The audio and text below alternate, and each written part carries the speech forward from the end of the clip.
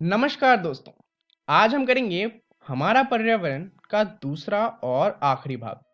तो चलिए देखते हैं कि इस भाग में हम कौन-कौन से टॉपिक कवर करने वाले हैं। तो इस भाग में हम जानेंगे एक तो परितंत्र के बारे में, दूसरा आहार श्रृंखला एवं आहार जाल के बारे में और तीसरा हम जानेंगे पर्यावरण पर किन-किन चीज़ों के कैसे-कैसे प्रभाव पड़ रहे हैं। तो अब पारितंत्र क्या होता है इसके बारे में आप काफ़ी कुछ लास्ट वीडियो में ही जान चुके हैं, जहाँ पर हमने सबसे पहले क्या देखा था, परितंत्र का डेफिनेशन।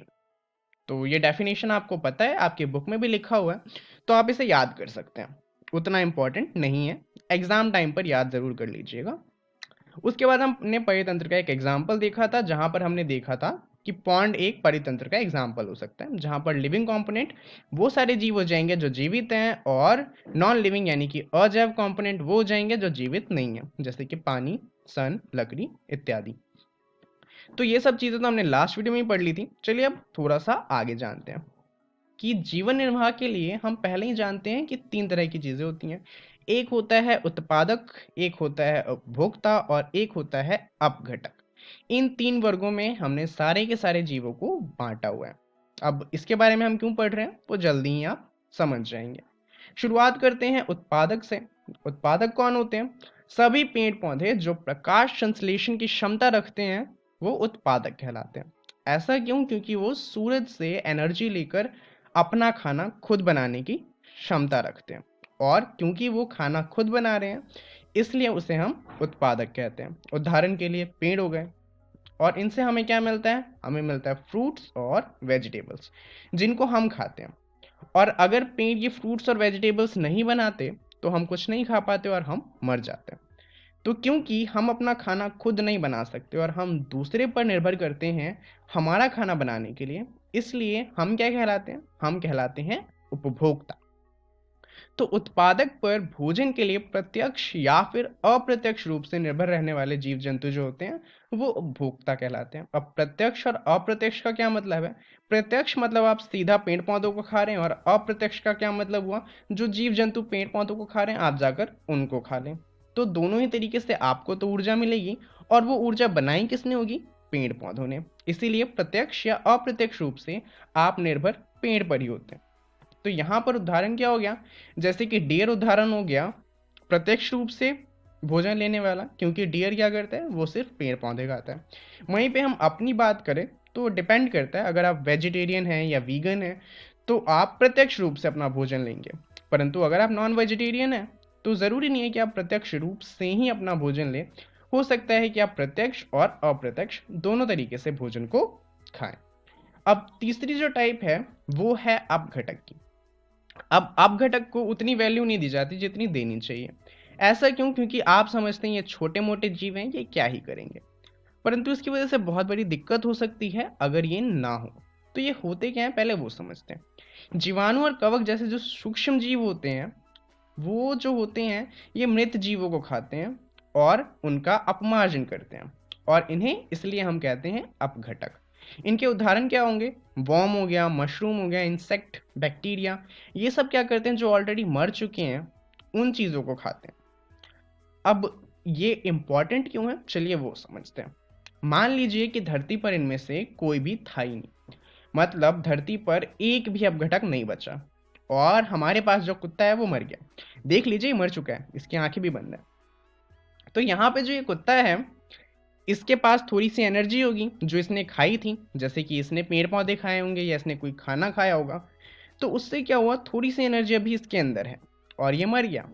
परंतु ये जो अपघटक थे उनमें से कोई सा भी नहीं बचा है। मतलब अब ये जो मरा हुआ कुत्ता है उसके अंदर जो एनर्जी है वो हमेशा के लिए उसके अंदर ही रहेगी, क्योंकि अब जो कुत्ता है वो डिग्रेड नहीं होगा, क्योंकि उसको कोई नहीं खाएगा, तो वो हमेशा के लिए कुत्ते की उसी फॉर्म में रहेगा और वो कभी भी डिग्रेड होगा नहीं। तो इससे क्या होगा? उसके अंदर अब एनर्जी जो थी वो ट्रैप होकर रह गई।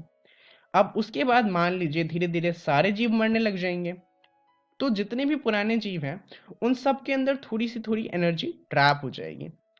अब जो हमारे बहुत महान साइंटिस्ट थे जिनका नाम था एल्बर्ट आइंस्टाइन, उन्होंने एक बात बताई थी कि एनर्जी जो है वो एक ऐसी क्वांटिटी है जिसको ना तो बनाया जा सकता है ना डिस्ट्रॉय किया जा सकता है, सिर्फ एक फॉर्म से दूसरे फॉर्म में बदला जा सकता है। तो अब आप शायद समझ गए होंगे कि इन वॉर्म, मशरूम, इंसेक्ट, इन सब का काम क्या होता है। दरअसल जितने भी जीव जंतु हैं, अगर ये ना हो तो वो मरेंगे, तो उनके अंदर एनर्जी ट्रैप रह जाएगी। इनका काम क्या होता है, ये उन जीवों को खाते हैं और उनका अपमार्जन करते हैं, जिससे क्या होता है, उनके अंदर जो एनर्जी ट्रैप रह चुकी है वो वापस से धरती को मिल जाती है, जिसका इस्तेमाल पौधे वापस करते हैं और अपना खाना बनाते हैं। अगर ऐसा नहीं होता और ये नहीं होते तो इन जीव जंतु के अंदर सारी एनर्जी ट्रैप रह जाती, और जो पेड़ पौधे होते हैं ना, खाना बनाने के लिए जो चीज़ें चाहिए होती हैं, जो न्यूट्रिएंट्स चाहिए होते हैं, वो पेड़ पौधों को नहीं मिलते। तो उससे पेड़ पौधे मर जाते हैं, और पेड़ पौधों के मरने से जितने भी जीव जंतु हैं धरती पे वो सारे मर जाते हैं। इस वजह से ये जो अपघटक होते हैं वो बहुत ज़्यादा इंपॉर्टेंट होते हैं। अब आपको ये समझ आ गया, तो चलिए अब समझते हैं आहार श्रृंखला और आहार जाल क्या है। हमने क्या किया, हमने जीवों की एक श्रृंखला बनाई है जो एक दूसरे का आहार करते हैं। अब विभिन्न जैविक स्तरों पर भाग लेने वाले ये जो जीवों की श्रृंखला है, इसी श्रृंखला को आहार श्रृंखला का नाम दिया जाता है। चलिए समझते हैं कि ये है क्या। दरअसल बेसिकली हम क्या करते हैं, हम ये देखते हैं कि किसको किसने खाया, और सबसे पहला वाला जो होता है वो पहला पोषी स्तर होता है, उसके बाद दूसरा वाला, फिर तीसरा, फिर चौथा। उदाहरण के लिए ये जो है ये हमारा एक आहार जाल हो जाएगा। अब यहाँ पर आप देखेंगे कि पहले पोषी स्तर पे कौन है, पेड़ पौधे। पहले पोषी स्तर पे हमेशा पेड़ पौधे होंगे, क्योंकि उनके अलावा अपना खाना कोई और नहीं बना सकता। अब मान लेते हैं कि किसी पौधे को किसी चूहे ने खाया, तो वो कौन सा पोषी स्तर पे आ जाएगा, दूसरे पोषी स्तर पे। अब मानते हैं कि उस चूहे को किसी सांप ने खा लिया, तो सांप आ जाएगा तीसरे पोषी स्तर पे, और उस सांप को फिर किसी ईगल ने खा लिया, तो जो ईगल होगा वो चौथे पोषी स्तर पे आ जाएगा। तो ये एक श्रृंखला बनी है, और इसी श्रृंखला को कहा जाता है आहार श्रृंखला।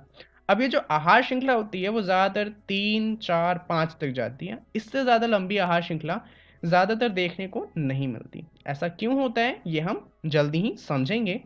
पहले एक बार देख लेते हैं कि आहार जाल क्या होता है।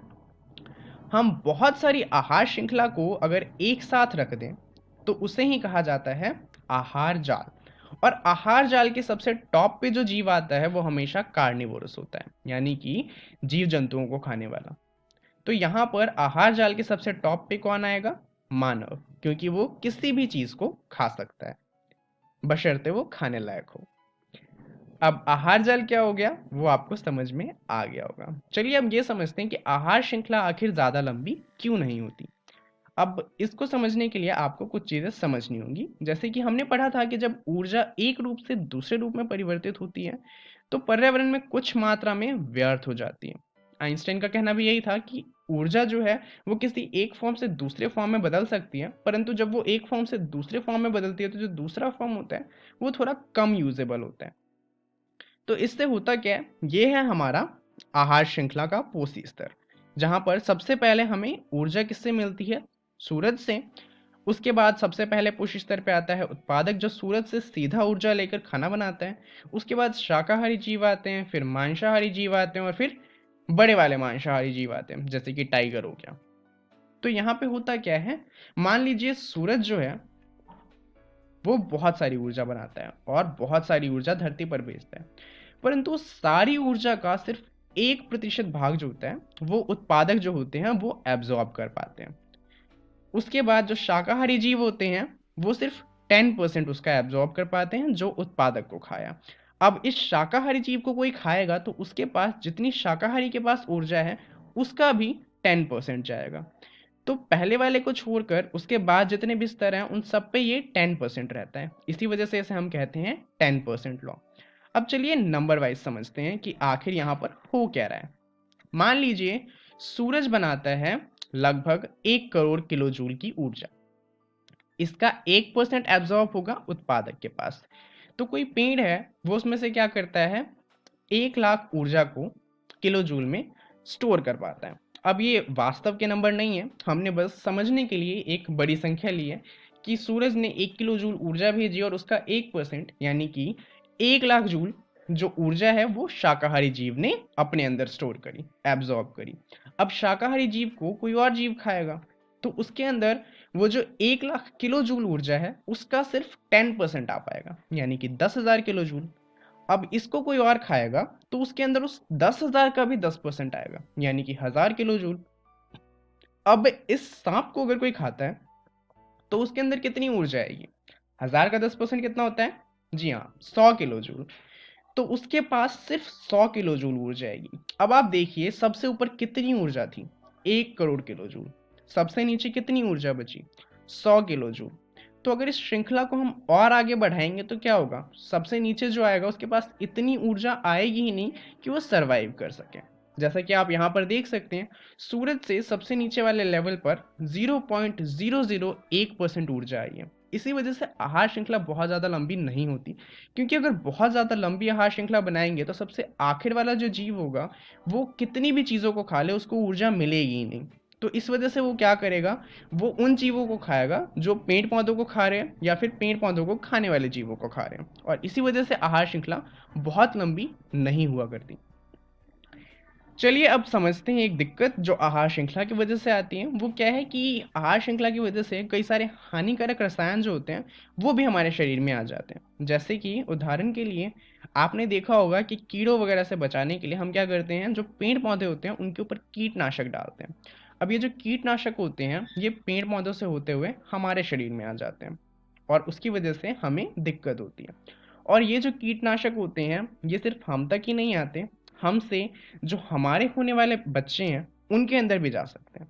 और इसी वजह से क्या होता है कि इनकी वजह से बहुत ज़्यादा दिक्कतें आ जाती हैं, और इसी वजह से कहा जाता है कि हमें प्योर फूड खाना चाहिए, जो कि आजकल यूजुअली नहीं मिलता। तो ये कुछ दिक्कतें हैं आहार श्रृंखला के साथ। चलिए बात करते हैं पर्यावरण पर प्रभाव की। तो यहाँ पर हमें बेसिकली पढ़ना है ओजोन परत के बारे में, जिसका नाम तो आपने सुना ही होगा। अब ओजोन परत होता क्या है और इसकी अपक्षय होने का क्या मतलब है? ओजोन का मतलब होता है ऑक्सीजन का एक ऐसा अणु जिसके अंदर ऑक्सीजन के 3 परमाणु होते हैं। अब जो ऑक्सीजन जिसको आप जानते हैं, जो हम सांस लेते हैं जिससे, वो होता है O2, यानी कि उसके अंदर ऑक्सीजन के 2 परमाणु होते हैं। परंतु ये जो ओजोन होता है इसके अंदर ऑक्सीजन के 3 परमाणु होते हैं। और ये जो ऑक्सीजन है, अगर आप ये वाली ऑक्सीजन ले तो आप मर जाएंगे, क्योंकि ये वाली जो ऑक्सीजन होती है बहुत ज़्यादा जहरीली होती है। परंतु जहरीली होने के साथ साथ ये बहुत ज़्यादा हल्की भी होती है। इस वजह से क्या होता है कि ये नीचे नहीं पाई जाती, ये हवा में बहुत ऊंचाई पे पाई जाती है। और बहुत ऊंचाई पे जाके ये एक बहुत इंपॉर्टेंट काम करती है, जो कि है अल्ट्रावायलेट यानी कि पराबैंगनी किरणों को धरती पर आने से रोकने का। क्योंकि जो पराबैंगनी किरणें होती हैं वो इनसे टकराने के बाद धरती पर नहीं आ पाती। अब धीरे धीरे क्या हुआ, हमने कुछ चीज़ें बनाई जिनसे कुछ ऐसे रसायन निकले जो ओजोन की जो क्वांटिटी है, वो कितने अमाउंट में ऊपर प्रेजेंट है, उसको कम करने लगे। तो उससे क्या हुआ, कई सारी जगह ऐसी बन गई जहां पर ओजोन की परत बिल्कुल थी ही नहीं। उससे क्या हुआ, ये जो पराबैंगनी किरणें थी जो सूरज से आ रही थी हमारे पास, वो सीधा धरती पे आने लग गई। और ये पराबैंगनी किरणें इतनी खराब होती हैं कि अगर ये आपके शरीर को टच कर ले तो वहीं पर आपको कैंसर होने के चांसेस होते हैं। तो इस वजह से ये जो ओजोन है वो थोड़ा इंपॉर्टेंट है हमारे लिए।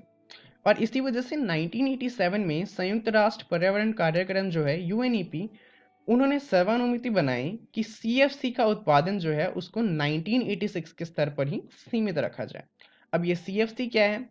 दरअसल ये वही केमिकल है जिसकी वजह से ओजोन जो थी उसकी अपक्षयति हो रही थी। दरअसल ये जो सीएफसी है ये जो हमारे एयर कंडीशनर और रेफ्रिजरेटर होता है उनसे निकलती थी, परंतु अब जो रेफ्रिजरेटर और एसी बनाए जाते हैं उनसे ये गैस नहीं निकलती है, क्योंकि ये जो गैस है क्लोरोफ्लोरोकार्बन, इसकी वजह से ऑक्सीजन की अपक्षयति हो रही थी।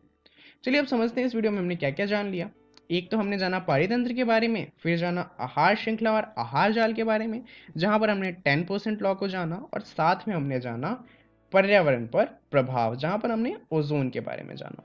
तो इस अध्याय के लिए इतना ही। धन्यवाद।